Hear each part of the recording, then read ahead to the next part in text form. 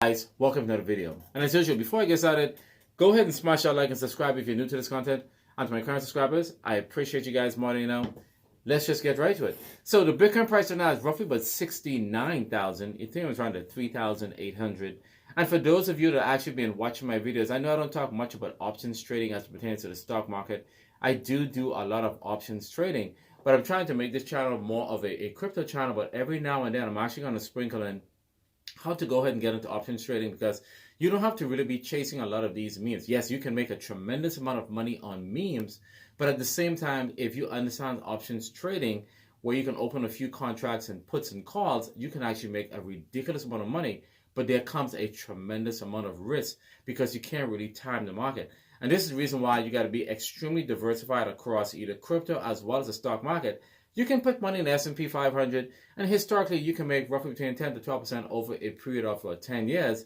Not that much compared to crypto, because with crypto there's a lot of people that are actually getting into it. The general census is that roughly about less than 1% of the entire global population is actually involved in crypto. So just imagine, as more and more people actually get involved in crypto, you would now start to see a lot of more monies to be made. But with the bull run that's going to be happening, pretty much we're in the bull run right now.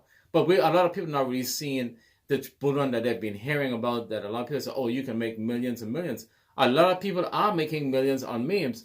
But the thing is that it's those persons that actually have some little more clarity when it comes to those meme tokens, where they can put in like maybe $1,700, and the $1,700 will probably go to maybe $600,000-$700,000, because they know when to hold and when to sell. A lot of people are not as savvy right now to get into crypto like that, because what happens is, as they see red candles, they go ahead and sell. Some people sell once they see their $200 go to $1,000 or $1,200, they go ahead and sell, not knowing that if your $200 go to $1,000, a lot of people are going to see that, because a lot of people, our friends, going to be telling them, say, hey, my money is at 1,000. They're going to start FOMOing in, and that 1,000 is actually going to turn to maybe 4, 5, 6, maybe 10, 20, 30,000 and beyond. This is what happened, which creates a little bit of a bull run. But there's a lot going on in crypto right now. Let's just go ahead and just jump right into it. For those of you that keeping track of what's going on, and basically the ETF, Bitcoin, etc., you heard that the Biden administration went ahead and vetoed the custody for basically banks and all those different large institutions. And is this a bad thing? Really, truly, my thing is that I don't want banks to be holding crypto, really and truly, because banks are really shafting the general and the retailers as it is, with the low percentage rates on any type of savings or checkings account. There's hardly any kind of money, and we don't want them to get into the big crypto phenomenon as it is. Let the BlackRock and all those other companies that are vouching to become issuers of these spot ETF of Bitcoin and Ethereum. I don't want the banks inside it, because if the banks were actually doing as good as they should, we would not have been reaching out. The banks actually made it very, very difficult for a lot of us to even sometimes trade crypto. They have been making it very, very difficult and not authorizing those transactions to go through. So this is not a political thing. I'm actually happy that it was vetoed, because I don't want the banks in it. As far as I'm concerned, banks can actually go. A lot of, as well as different government sectors that deals with financial, they might need to go as well. I don't want them involved, because that's when the regulations come in. There's too much oversight when the banks are actually involved. And as far as I'm concerned, if you want to save money in a bank account, that's great, but you're getting a tremendous amount of interest on your money when it comes to crypto. Now, not all. Now, the banks, yes, they safeguard your money. You have what is known as some sort of insurance. In the United States, we have what's known as FDIC. I don't know what it is in the international countries. You have that sort of insurance, but that goes only up to a certain limit. In crypto, you have to safeguard and be your very own insurance. And some crypto platforms, you can insure maybe the liquidity pool, but you are responsible for your wallet and whatever the holdings are in there. But you can get way more interest on the monies that you put into crypto. I put in just a few dollars just the other day on a token, and I'm actually up a good maybe 10, 15%. And I am not going to get that with a bank. So this veto to me is actually not a bad thing. It's not a political strategy that I'm trying to really push crypto. To be honest with you guys, I look at how I can make money, because a government system is not going to stop me from making money. Get a job, start a business, take your money, diversify it into the stock market, diversify it into real estate or whatever. The government can't stop me, no matter which government is actually in power. cannot stop me from making money. They just make it possible for you to make money. Of course, you have to pay your fair share of taxes. And this is the reason why, how you should look at it when you come to investment. Don't rely on the government, because the government is going to only do so much. But at the end of the day, if you're out of work, you are out of work. You have to try to figure out how to go ahead and make money. Otherwise, you're going to be under a bridge someday. So if you like what I'm saying, guys, go ahead and like, share, subscribe. Because really and truly, if you're here to watch this video, you want to make money. We see meme tokens today, but just keep in mind that whenever you invest in crypto, as well as the stock market, have that 80-20 rule. 80% of your money goes on the safe plays. 20%, you can go wild, because you know that 20% is not going to impact you. And most likely, sometimes that 20% can actually make you a lot more money than the 80%. This is a plan that I have been working with from the very first time I got into investing in general, not just crypto, in the real estate market. And the question I always pose to a lot of people is that if somebody was to give you $1 million, what would you do with it? A lot of people, yes, they'll invest in real estate. Yes, they'll invest in other things, but a lot of people really don't say that they'll invest in maybe Bitcoin or Ethereum. You can put a percentage of that $1 million into Bitcoin, 25,000 or 30,000 into Bitcoin, another 30,000 on Ethereum, and you can let it safe there. Then you can put a few of that money into the stock market, and then the remaining money, which is the lion's share of the money, you can then go ahead and buy some duplexes, so maybe some complexes, apartment complexes.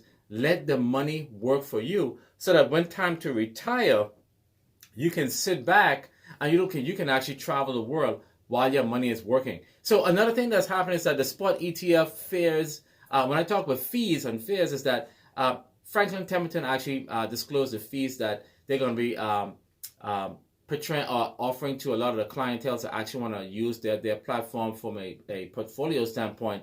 And that actually was a situation that happened with Bitcoin, with Grayscale. And once BlackRock came in, you'll see a breakdown. I don't really have a breakdown right now, but there will be a breakdown to show the different fees that they will be charging for the spot ETF for Ethereum. I think from what we understand, Grayscale was charging a lot more, as well as ARK Investment. But the one that was actually doing really well was BlackRock. They weren't charging as much for the transactions. And this is what is going to make a lot of those investments actually want to actually work with a different investment house to actually gain even more money. Because if you're going to be paying a lot of money when it comes to transaction, you're going to shop around. Why shop with one particular investment company that's charging you roughly about $1,000 or between $500 to $1,000 based on volume for each transaction, when you can actually pay fractions of that when actually making these bigger investment plays? Now, what this actually presents is that right now, what are those investment companies are doing? They actually have to try to figure out how to sell Ethereum to their prospective investors, telling them that, hey, we know that you have Bitcoin. Now you may want to get into Ethereum. And a lot of people are talking about the self-custody with Bitcoin. Bitcoin is the power play, but you have to now convince a lot of those same investors to go ahead and invest in basically Ethereum. So that's actually going to be very, very interesting. I am sure they're going to be successful in doing this, because the way in which how they're going to go ahead and pitch this this strategy to a lot of those investments. We all know a lot of the retailers understand that, hey, Ethereum is a good play, Bitcoin's a great play, and now we have to try to chart through and try to figure out what memes are a great play. The people that actually make really good money on memes are the people that actually start the meme tokens, people that actually are closely related to people that know about the creation of the token, and those people that actually are content creators that are actually doing videos for those tokens. These are the people that actually make money on it. And this is one of the reasons why you see a lot of these content creators make a lot of money and keep talking about these tokens, because they have what is known as inside information on what the project is doing. You can make money of those memes as well, but back to the whole spot ETF for Ethereum. Amid a flurry of activity late last week, the SEC surprised both the crypto and ETF worlds by approving the listing of spot Ethereum funds for trading. Joining me now is Jan VANECK, CEO of VANECK and the first applicant for a spot Ethereum ETF. Also with us is Todd Sohn, ETF and technical strategist at Strategas. So Jan, I want to start with you, because now that you have this approval, what can we expect next? Sure. We got step one, which is the exchanges have the green light to list Ethereum spot ETFs. Step two is our prospectuses need to be approved. So we're in the process of getting comments from the SEC to get it in line with what their expectations are. And I assume that's true for all the other 8 other applicants for the spot ETF approval. They're going to have to pitch the heck out of Ethereum to those investors to let them know that you can get even more for a lot less versus Bitcoin. You do not have to sell your Bitcoin. Go back to them, and at the same time, they're going to have to get a commission on that. So this is what's going to have to happen. We do not have an official date on when the SEC is going to decide when trading is actually going to begin for the spot ETF for Ethereum. That day is coming. And what I am doing, and most of you guys, if you're watching this video, is that I am constantly buying every 2 weeks. Any passive income money that I have, I go ahead and buy even more Ethereum, as well as I buy even more Bitcoin. I do dibble and dab when it comes to different meme tokens, but really and truly right now, it's really, really difficult to know which meme is actually going. If you guys watch my video, see that I talk about the top 3 top tokens you can get in. But we do understand there's a lot of oscillation. The market is very, very volatile. I tend to put my money on the blue chips, which is over basically almost $1 trillion market cap, and a $400 billion market cap, which is Ethereum, because really and truly, my money is actually growing. Even though you see the price drop between 3,800 and 3,700, I know that once the spot ETF launch date and even 12 months after the approval and the trading begins for Ethereum, the price of Ethereum is going to be at $6,000, $7,000, $8,000, $9,000, $10,000 and beyond. And this is what I'm expecting, and a lot of people are actually expecting that as well. So this is what my strategy is going to be. I hope you guys basically have a strategy when it comes to Ethereum. Again, none of my information is financial, but it's financial for me. Even though this channel may not be big enough like the bigger content creators, consider yourself one of the lucky ones that actually find this information, because even though the bigger ones are talking about it, a lot of those guys are getting monies to actually go ahead and talk with those particular tokens, and then they will go ahead and sell on you. I am not being endorsed by no crypto token right now. Really don't like to take money from those particular meme tokens right now, because they may not want me to be as transparent about the things or say any kind of negative things about those tokens. Hey, maybe at some point I'll probably charge, but I'm actually going to use this particular platform to actually build a platform from a financial standpoint where I would then sprinkle in how to do options trading, which is coming. I do have a laptop here that have tradings going on that I will reveal later, and we could then start looking at my portfolio and see how well I am doing and what I do with that money. My goal here is to amass a tremendous amount of real estate with my money, but at the same time, put a lot of money on Bitcoin and Ethereum. Another key thing that's happening right now that's went a little quiet is that this is the week where CZ, the former CEO of Binance, is actually going to be starting his 4 months prison term in California. Now, not long, 4 months, he's going to be in a low security, basic prison where, when they say low security, prison is prison, but we're saying that it's not going to be as dangerous as the maximum security. And within that 4 months, between now and September, CZ will be out. Look, a lot of people like CZ. CZ exposed FTX, Sam Bankman-Fried, and he always talked about Safu and this. Now he did everything to try to make his platform work for the masses, but of course he admitted that he'd actually broken the rules in reference to the U.S. regulations. And no matter how much money he paid, we know he paid billions of dollars in bail money, another $1.4 billion to the United States, and additional funds. And as well as he actually stepped down as the CEO of Binance, he put in the time. He has atoned for his problems that he actually created, and now he has to serve 4 months. 4 months is actually not bad. He did not get to go home back to Dubai to his family back in, I think it was Christmas or even last year. So this should be a little print in history that CZ actually had time in jail. But really, truly, guys, CZ is actually a billionaire. This is not going to affect his network in no shape and form. Before you know it, it'll be September and he'll be back with his family. But last thing I want to talk about is that a lot of people are still torn on why should they buy Bitcoin or Ethereum. And I can tell you guys this, why not buy Bitcoin or Ethereum? You see what Bitcoin has actually done. If for those of you that are looking at Bitcoin for the first time, I know a lot of you guys that maybe watched the video know about Bitcoin, don't know how to buy Bitcoin.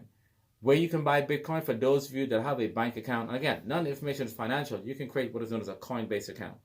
Create a Coinbase account. Every 2 weeks, you can buy $100 worth of Bitcoin. You can set it on an evolving that every time you get paid, you can set it, forget it. Every time you get paid, it buys Bitcoin $100 consistently without you even buy. Set that over on Coinbase. If you want to use another platform, you most likely can do it on Binance as well. With the situation happening in CZ and the fact that the United States have actually sanctioned the former CEO, that means that they've actually made it a lot more clearer that Binance can operate in the United States freely. These things are going to happen, but for right now, you can use Coinbase. Another thing is that you definitely want to get into Ethereum, because Ethereum is an innovative company that's continually evolving and that's actually making it more better for a lot of the consumers, retailers, institutional investors as well. They have lower fees. They have a lot of updates that are coming down the pike with the Petra update to go ahead and make it even more of a user experience for the users. And there will be additional updates going on. Vitalik is a think tank. He's going to do whatever it takes. Yes, he went from proof of work to proof of stake. A lot of people have problem with that, but at the end of the guys, they actually were approved by the SEC as a commodity to be listed on the Wall Street Stock Exchange. So my investment advice to you guys, again, is not financial, is to every pay period, you put 100 on Bitcoin, 100 on Ethereum, and you do that. You do that for as long as you possibly can. If you set a 10-year plan, you do that. You do not waffle with that. That $100 is actually going to turn, hey, the price will actually go down every now and then. But you will thank me later by doing that, because as long as you are consistent with that strategy, you will make money. And then you can take that same money and you can go ahead and buy the things that you want to buy for a long time. So until I see you guys again, you guys have a wonderful day and peace.